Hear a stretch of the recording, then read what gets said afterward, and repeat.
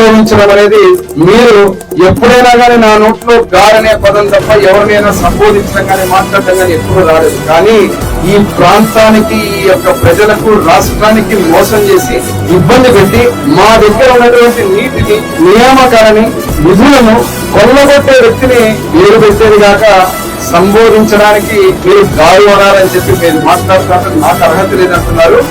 మీరు కూర్చొని వైసీపీ పార్టీలో మాట్లాడడానికి ఆ వైసీపీ పార్టీకి గౌరవించే దాని మీద మాట్లాడడానికి ఆ పార్టీకి అర్హత లేదు.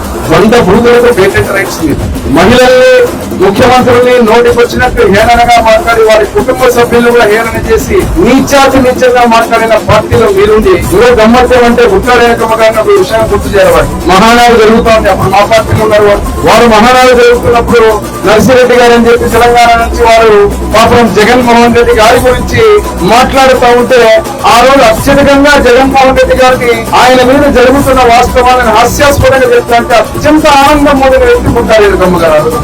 రాష్ట్రం మొత్తం పాపం చాలా ఆనందపడి చాలా నవ్వి ఆ రాష్ట్రం మొత్తం తోలైంది. ముట్టారెడ్డమ్మ గారి యొక్క హావభావాలు, నవ్వు, ఆనందం జగన్మోహన్ రెడ్డి గారి గురించి. ఈ రోజు మేము మాట్లాడుతూ ఉంటే మీరు ఆ పార్టీలో ఉన్నందుకు కేవలం మీరు ఏదో పాపం మనసు చంపుకొని మీరు కూడా మాట్లాడుతున్నారు తప్ప జగన్మోహన్ రెడ్డి ఒక క్యాన్సర్ గడ్డ రాయలసీమ అనేది మీకు తెలుసు.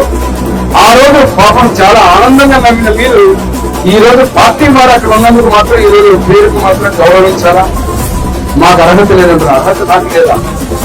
రాష్ట్ర ప్రజలు ఈ రోజు ఉన్నటువంటి 2 సార్లు శాసనసభ్యులుగా నాకు ఇక్కడ గౌరవించారు. ఏమైనా ఎవరు తప్పు చేస్తారో ఎండగట్టాల్సిన బాధ్యత ఎమ్మెల్యేగా నా బాధ్యత.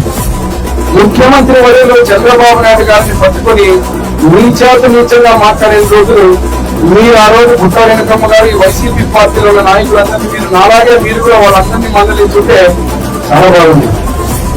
అడుగుదమ్మ అనే గోవింద కింద ఆ గింజ కింద నలుపు తెలియదండి.